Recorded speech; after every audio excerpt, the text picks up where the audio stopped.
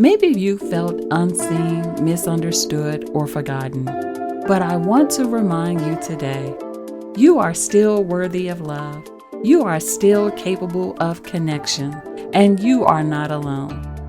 Hey, overcomers, welcome back to If Only One Overcomes. I'm Katie Lee, and I'm so thankful you're here.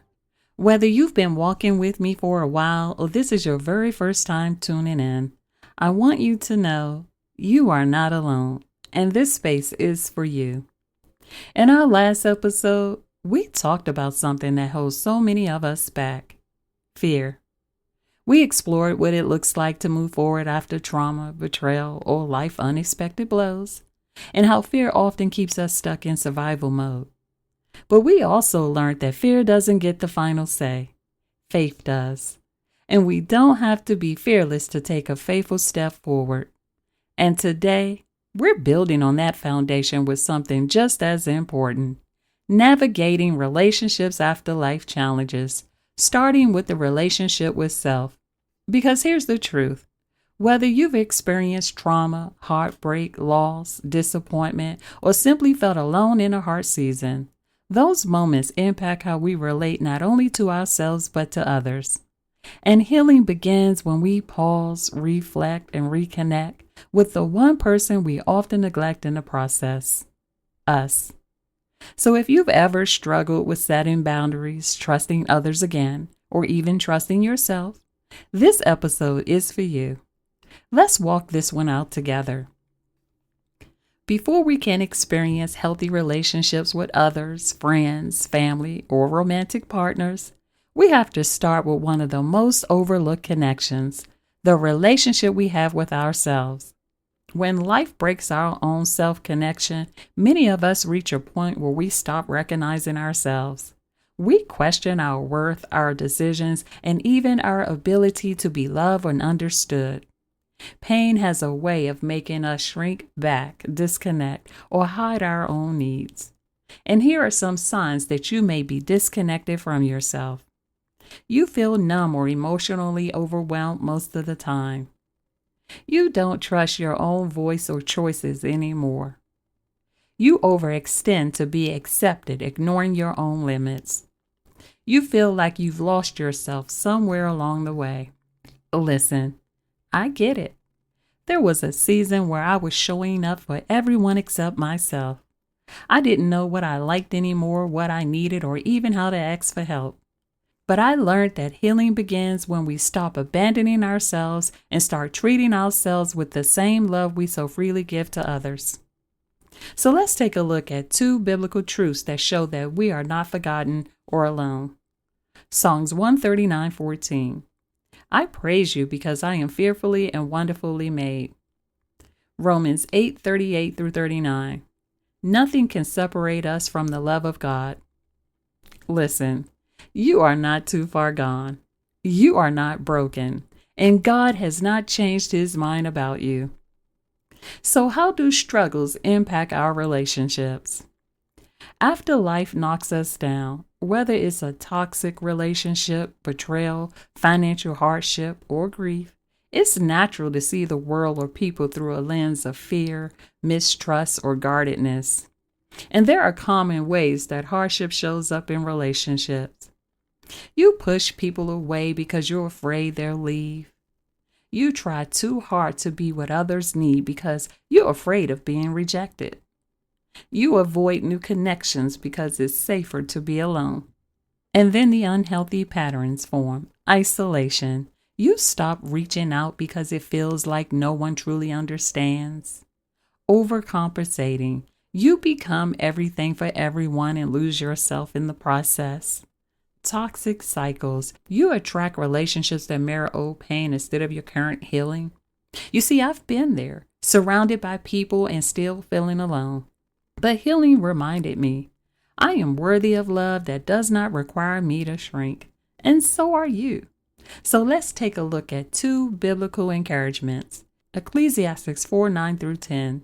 2 are better than 1. If either falls, one can help the other up.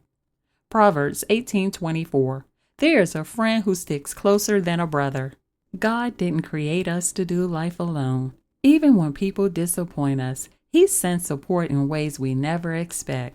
Now let's go over 6 practical steps to rebuilding trust and relationships to begin healing the connection with yourself and others. 1. We have to start by reconnecting with ourselves. Before you can trust others, you must learn to trust yourself again. Create a quiet space, journaling, prayer, simply stillness to reconnect with your own heart. Ask yourself, what do I need right now? What am I feeling today? What have I been ignoring within me? Give yourself permission to be honest without judgment. Healing starts when you stop hiding from yourself. You are not selfish for prioritizing your own soul. You are healing what's been overlooked. 2. Acknowledge the past without letting it define you. Yes, you've been through some hard things, but those things don't get to write your identity. Acknowledge your pain without attaching your identity to it.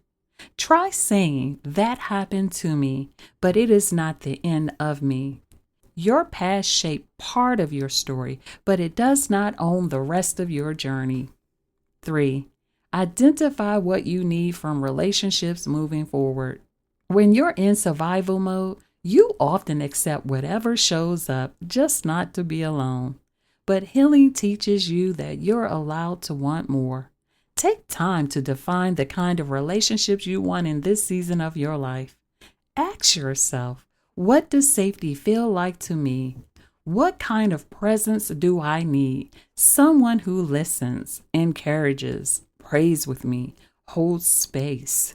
Think in values, trust, respect, empathy, accountability, laughter, grace. You're not asking for too much. You're asking for what's healthy.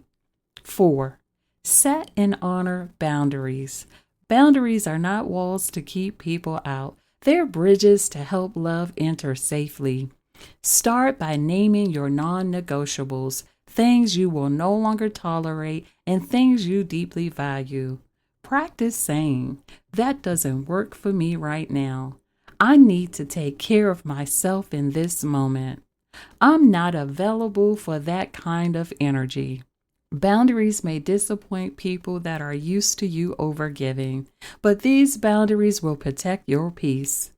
Every time you honor your boundaries, you teach yourself you are worthy of peace. 5. Practice healthy communication. When life has hurt you, it's easy to either silence your voice or let pain do the talking. But healing invites you to speak with both courage and kindness. Start with small moments of honesty. I feel overwhelmed. This conversation is hard for me, but I want to show up honestly. Practice listening without interrupting and speaking without assuming. Let people know what you need without fear of rejection, and be willing to receive feedback too. You are allowed to be fully heard and deeply understood. Real connection grows from real conversation.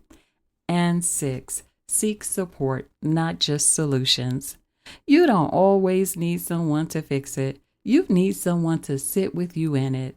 Healing relationships might start with spiritual community, a good therapist, or a trusted friend. Don't underestimate the power of safe spaces. And remember, God is your ever-present help. Lean into Him when human support feels scarce. Overcomers. You don't have to rush the process. Healing isn't about being perfect. It's about being present. Take small, sacred steps towards connection. The more you honor your own growth, the more prepared you'll be to welcome healthy love into your life. Well, overcomers, we are at the end. Maybe you felt unseen, misunderstood, or forgotten. But I want to remind you today, you are still worthy of love. You are still capable of connection, and you are not alone. This week, try one small step. Write a love note to yourself. Reach out to someone who makes you feel safe. Set one new boundary that honors your growth. Remember, you are not broken. You are becoming. Next week, Join me as we talk about restoring trust, how to open your heart again after betrayal, disappointment, or discouragement. Together, we'll explore how to create and nurture healthy, supportive relationships that honor your healing journey and reflect the love and care you deserve. Now, if today's episode spoke to you, please share it with someone who might need it. And if you enjoyed today's episode, be sure to subscribe, leave a review, or connect with me on social media at If Only One Overcomes. I would love to hear from you. And as always, remember, your life is too important because God has a plan and a purpose for your life. Until the next episode, God bless.